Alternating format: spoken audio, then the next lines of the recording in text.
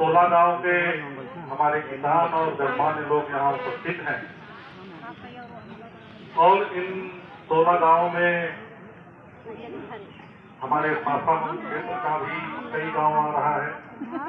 माननीय विधायक जी ने अभी विस्तार से अपनी बातों को रखा और सोराव विधानसभा के भी कई गांव, एक तरीके से कहा जाए सोराव और माथा मऊ के विधानसभा का मिला के 16 गांव की ये समस्या है। हम लोग इस बात को महसूस कर सकते हैं इसलिए कि एक किसान परिवार के होने के नाते कि जब हमारी जमीन और आवास के समय समस्या आती है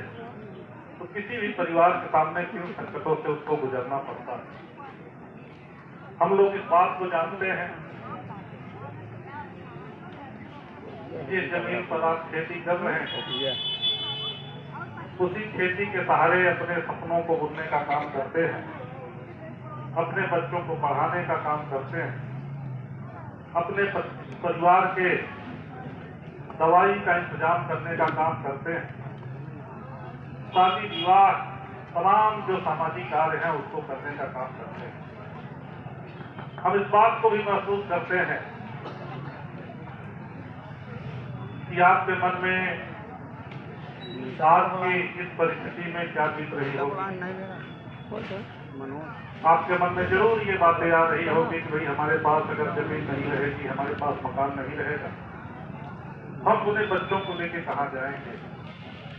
खेती किसानी कैसे करेंगे, हमारे जीवन कैसे आगे बढ़ेगा। अभी 3 दिन पहले दिल्ली में कुछ कमेटी की बैठक थी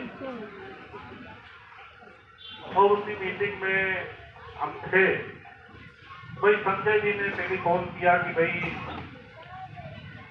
कुछ लोग आए हुए हैं और यहाँ पर नोटिस भी दे रहे हैं और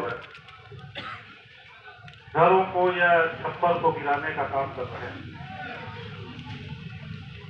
उस समय मेरी जानकारी में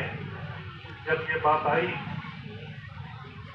तो हमने रक्षा संपदा अधिकारी से इस बात को कहा भी कि जब तक आपस में हम लोगों की कोई बातचीत न हो जाए, किसानों के साथ बातचीत न हो जाए, तब तक आगे कोई एक भी कदम न उठाइए, इसलिए कि किसानों का प्रसरण है, गरीबों का प्रसरण है। और उन्होंने इस बात को हमसे कहा भी कि सांसद जी आप आइए और आके जो स्थिति परिस्थिति है उस पर जरूर हम लोग बात करें। माननीय विधायक जी ने भी इस बात की चर्चा की और सोराव की माननीय विधायिका जी ने भी इस बात की चर्चा की। अभी इस बात को भाई संजय जी ने चर्चा की कि भाई द्वितीय विश्व युद्ध के समय यहाँ पर ऐसी ऐसी परिस्थितियां थी और इस बात का भी जिक्र आया कि उस समय फसली मुआवजे के आधार पर लोगों की जानकारी में नहीं था, या कह लीजिए कि जानकारी के अभाव में वह धीरे धीरे ये जमीनें एक तरीके से नाश्ते के रूप में ये दर्ज हो गए। अभी वकील साहब जो है अभी चर्चा कर रहे थे कि कुछ लोग कोर्ट में भी गए थे, कुछ लोगों ने उस बारे में आगे बातों को रखा भी था। तो सबसे पहले तो जो आप लोगों की समस्या है कि तत्कालिक रूप में न तो किसी के घर को गिराया जाए, न तो किसी के फसलों को नुकसान पहुंचाया जाए, ये सबसे जरूरी है। तो सबसे पहले तो माननीय गुरु प्रसाद जी को भी और माननीय श्रीमती गीता पासी जी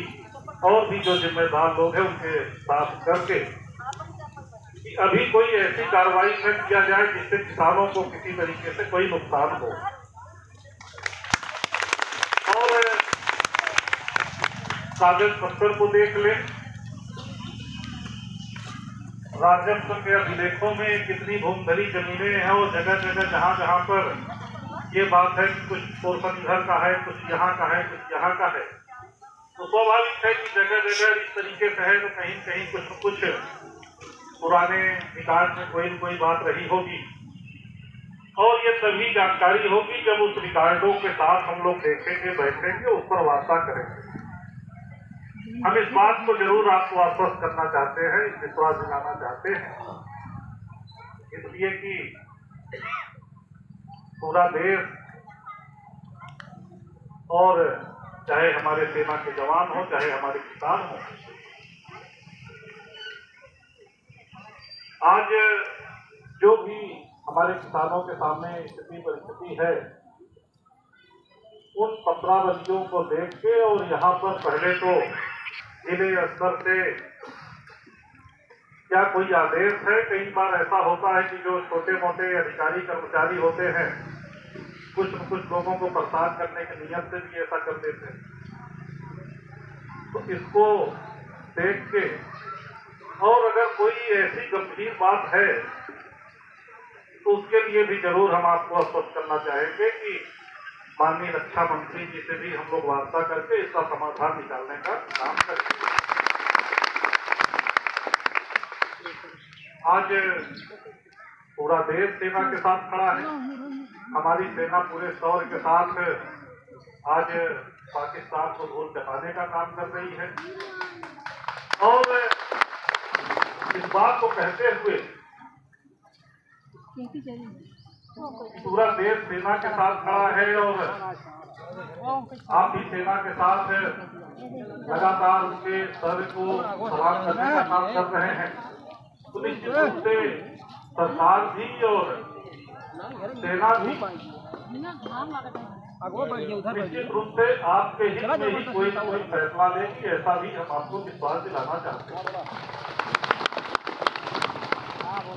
इसलिए कि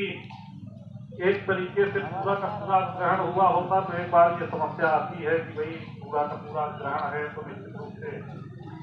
कोई सेना अपने काम के लिए दे सकती है, लेकिन अगर टुकड़े टुकड़े में है और हवाई पट्टी मान लीजिए उनकी जरूरत के लिए है या जो भी है, अब ये तो बातचीत करने पर ही जानकारी होगी। तो आज ऐसे मौके पर आपके सामने हम यही कहेंगे कि मंच पर बैठे लोग भी आपके साथ हैं और हम भी आपके साथ हैं, सरकार भी आपके साथ है।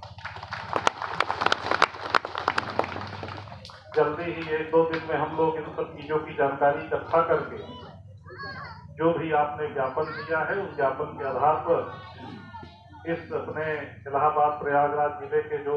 वरिष्ठ अधिकारी हैं उनसे वार्ता करके, और उसके बाद दिल्ली में जो वरिष्ठ अधिकारी हैं उनसे वार्ता करके कोई रास्ता जरूर निकालेंगे। वो आपके हित में रास्ता निकलेगा, ये जरूर हम आपसे कहना चाहते हैं।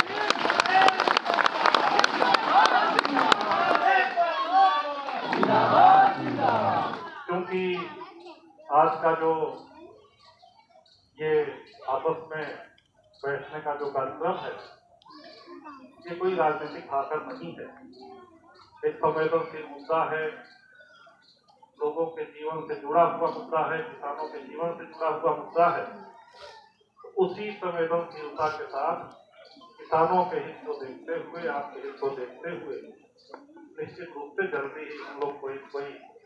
एक सही फैसले पर पहुंचेंगे, और निश्चित रूप से आप लोग निराश न होइए, हताश न होइए। सरकार आपके साथ है और आपके साथ खड़ी रहे कि हम लोग भी आपके साथ खड़े। आज हमारे मंच पर भी बहुत सारे लोग हैं, बहुत सारे लोग अपनी बात को रखना भी चाह रहे होंगे, हमारे वरिष्ठ लोग भी हैं। तो कोई और अन्य बात न करते हुए जो मुद्दा है उसी मुद्दे पर हम लोग इस समस्या का कैसे समाधान निकले, समय समय पर क्या क्या हम लोग इसको जो पुराने रिकॉर्ड है उस आधार पर कैसे कैसे आपके राहत के लिए हम लोग देख सकते हैं। तो निश्चित रूप से जल्दी ही माननीय विधायक जी, और इसलिए कि देखिए बहुत भीड़ के साथ तो कोई वार्ता नहीं हो पाती। हमको लगता है कि हमारे दोनों जनप्रतिनिधि हैं और 4-5 लोगों की एक अलग से और टीम हो जाएगी, जो कि मान लीजिए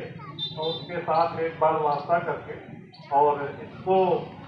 वो देखते हैं कि किस तरीके से आपके हित में कोई फैसला हो